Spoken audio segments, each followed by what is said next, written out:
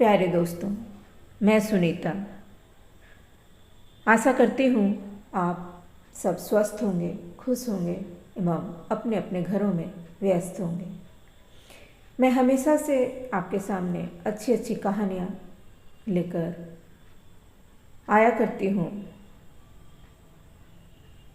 आज भी मालती जोशी की कहानी पिता की तीसरी किस्त सुनाने जा रही हूँ। प्यारे दोस्तों, मुझे आपके प्यार की बहुत ज़रूरत है। प्लीज़ दोस्तों, मुझे अपना प्यार एवं सपोर्ट दीजिएगा। इसके पहले जो कहानी घटित हो चुकी है उसमें एक पढ़ी लिखी पत्नी को उसका पति अपने पैरों की जूती से ज़्यादा कुछ नहीं समझता है और दूसरी बेटी जन्म देने पर उस पर अमानुषिक अत्याचार भी करता है।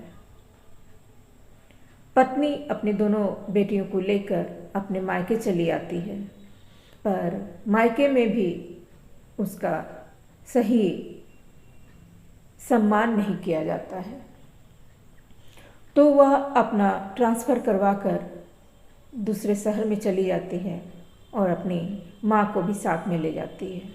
दोनों बच्चियाँ वहीं पलने और बढ़ने लगती हैं। अब वो बड़ी हो गई है। अब आगे सुनते हैं। 2 साल पहले एक फ़ोन आया था। दीदी उन दिनों यूएसए में से आई हुई थी।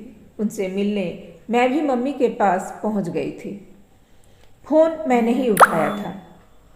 हेलो, कौन? सुमी बोल रही है? जी नहीं, मैं निम्मी हूँ, नमिता। मैं तुम्हारा गोविंद चाचा बोल रहा हूँ। तुम तो शायद पहचानोगी भी नहीं। सुमी होती तो पहचान लेती। ज़रा अपनी मम्मी को फ़ोन देना। मम्मी कॉलेज गई हुई थी। मैंने दीदी को पकड़ा दिया। कोई गोविंद चाचा है। दीदी का चेहरा एकदम तन गया। बड़ी ही रूखी आवाज़ में उन्होंने कहा, यस, सुमिता हियर। उस तरफ से क्या बात हुई पता नहीं। दीदी ने तल्ख आवाज़ में कहा, मतलब हमारे पिता अभी मौजूद हैं। This is a news for us. मेरी माँ ने तो अरसे पहले अपने सारे सौभाग्य अलंकार उतार दिए हैं। हमारे लिए तो पिता का अस्तित्व कब से शेष हो गया है। Anyway, thanks for calling. और दीदी ने रिसीवर पटक दिया। मैंने प्रश्नार्थक नज़रों से देखा। श्रीमान को कैंसर हो गया है, सिरोसिस ऑफ लीवर। इसीलिए बीबी की याद आ गई है, क्योंकि बीमारी में सेवा भी चाहिए और पैसा भी। वह जो एक और थी वह कहाँ गई? एक होती तो रुकती, यहाँ तो अनेक थी। डूबते जहाज पर कौन ठहरता है? मम्मी को बताओगी? बताना तो पड़ेगा, पर एक बात तय है, अगर वे उस आदमी के पास दोबारा गई तो हम दोनों उनसे कोई भी संबंध नहीं रखेंगे। लेकिन दोबारा फ़ोन आया तो मम्मी क्या मना कर पाएंगी? You are right. मम्मी में वो गट्स नहीं है और वे लोग उनको इमोशनली ब्लैकमेल ज़रूर करेंगे। एक काम करते हैं, मैं उन्हें साल 6 महीने के लिए अपने साथ ले जाती हूँ।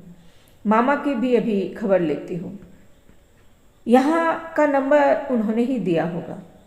यहाँ से जाकर पहला काम यही करूँगी कि वहाँ नया नंबर ले लूँगी और सिर्फ वह नंबर तुम्हारे पास होगा। नहीं तो वे लोग मम्मी को वहाँ भी चैन से रहने नहीं देंगे। इसके बाद दीदी ने सांस नहीं ली। दौड़ धूप करके मम्मी का साल भर का वीज़ा बनवाया।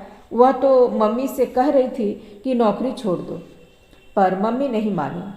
लंबी छुट्टी ले ली। पिछले साल 1 महीने के लिए आई थी। वीज़ा की अवधि बढ़ाकर फिर चली गई। मम्मी के जाने के बाद मैं अकेले पड़ गई हूँ। 8वें दिन फ़ोन पर बात होती है, फिर भी दूरी का एहसास नहीं जाता। 3 लोगों की हमारी छोटी सी दुनिया थी। वे दोनों तो अब भी साथ हैं, मैं ही अलग पड़ गई हूँ। मम्मी से शिकायत करती हूँ तो वे हंस देती हैं। पगली, तुम्हें अब हमारी ज़रूरत क्या है? तुम्हारी तो अब अपनी अलग दुनिया है। तुम्हें तो अब हमारी याद भी नहीं आनी चाहिए। ऐसा भी कहीं होता है? आज सुबह 11 साढ़े 11 के करीब उन्हीं गोविंद चाचा का फिर फोन आया था। इस बार सीधे मेरे पास ही आया था। मम्मी दीदी के पास थी और दीदी का नया पता और नया नंबर सिर्फ मुझे मालूम था। पिछली बार की तरह इस बार भी उन्होंने मामा से बात की होगी, वहीं से मेरा पता और नंबर लिया होगा। मैं तुम्हारा गोविंद चाचा बोल रहा हूँ, पहचान रही हो ना? जी, एक खबर देनी थी, कहिए। तुम्हारे पिता नहीं रहे। चाहती तो दीदी वाला जुमला फिर से उछाल देती, पर इच्छा ही नहीं हुई। इस खबर पर कोई भी प्रतिक्रिया व्यक्त करने का मन नहीं हुआ। निम्मी, सुन रही हो ना? जी। तुम्हारी मम्मी को खबर करनी थी। तुम्हारे मामा जी के पास सुमी का नंबर नहीं था। भाभी साथ वहीं है, मैं खबर कर दूंगी। हफ्ते 6 दिन में दीदी का फ़ोन कर ही लेती हूँ, तब बता दूंगी। मुझे नंबर दे देती तो ऐसी भी क्या जल्दी है, 2 दिन बाद भी पता लगेगा तो क्या फ़र्क पड़ेगा। आप तो जानते हैं, बरसों पहले उन दोनों ने एक दूसरे को अपनी ज़िंदगी से खारिज कर दिया था। खैर, मैं तो अपना फ़र्ज अदा करना चाहता था, आगे तुम्हारी मर्जी। वे रिसीवर रखने को ही थे कि मैंने तपाक से कहा, आपका फर्ज क्या यहीं तक सीमित था? मतलब जिस तत्परता से आपने अपने भाई की बीमारी और अब मृत्यु की खबर पहुंचाई है, उसी तत्परता से कभी हमारी भी खोज खबर ली होती। आपके खानदान की बेटियां थी हम, कभी पता तो लगा लिया होता कि हम कैसी हैं, कहाँ हैं, पढ़ लिख रही हैं या मामा के घर में खट रही हैं, शादी हो गई है या कुमारी बैठी हैं।